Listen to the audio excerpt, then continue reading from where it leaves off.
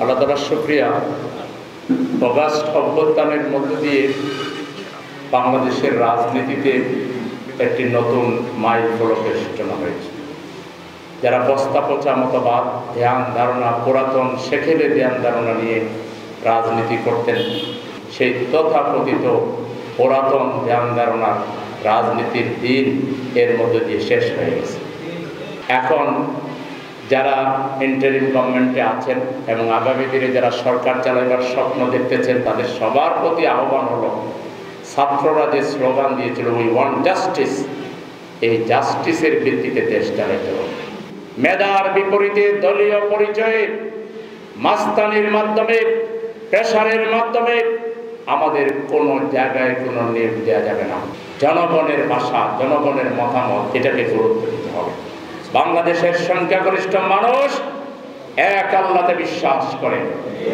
বাংলাদেশের সংখ্যাগরিষ্ঠ মানুষ মুহাম্মদ রাসূলুল্লাহ সাল্লাল্লাহু আলাইহি ওয়াসাল্লামকে লাকাদ কানা লাকুম ফি রাসূলিল্লাহি উসওয়াতুন হাসানাহ মানে।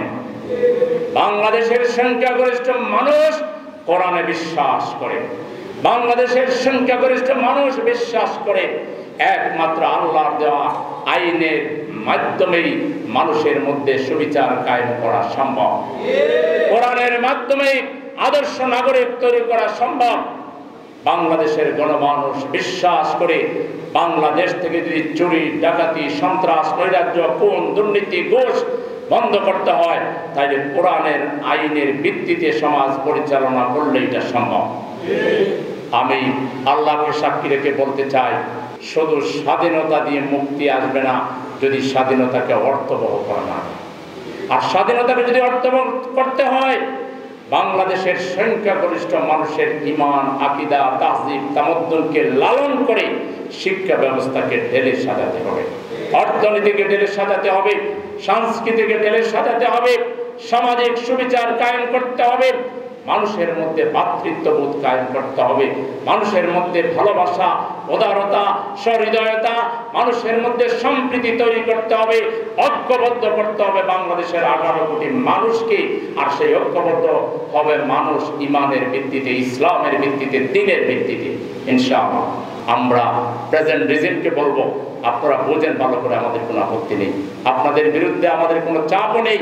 আমরা তিনবার ভোট দিতে পারি নাই, আমরা ভোট থেকে বঞ্চিত, আমরা মুখিয়ে আছি আমাদের নেতা নির্বাচনের জন্য। একটি প্রতিদ্বন্দ্বিতাপূর্ণ নির্বাচন যাতে হয়, নির্বাচনে যাতে কালো টাকার কোনো ছড়াছড়ি হতে না পারে। কালো টাকা নিয়ে যারা বের হবে এদেরকে নির্বাচনে অযোগ্য ঘোষণা করুন।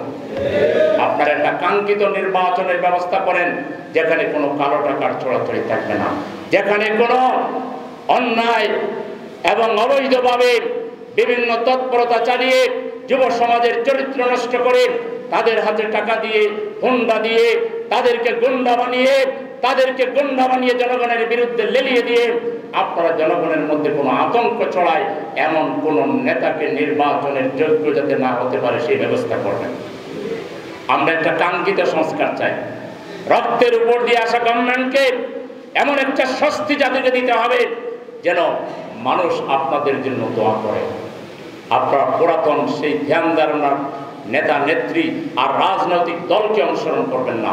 আপনারা সত্যিকার দেশের যারা বুদ্ধিজীবী, যারা সত্যিকার আলেম ওলামা, যারা দেশের কাঙ্ক্ষিত পরিবর্তন চায়, যারা দেশকে ভালোবাসে, যারা নিরপেক্ষভাবে জাতির কল্যাণের জন্য চিন্তা করে, সেরকম ভালো মানুষদেরকে আপনারা ডাকেন, পরামর্শ নেন এবং সঠিক পরামর্শের ভিত্তিতে সঠিক সংস্কার করে আপনারা জাতিকে একটা সুন্দর নির্বাচন উপহার দেন।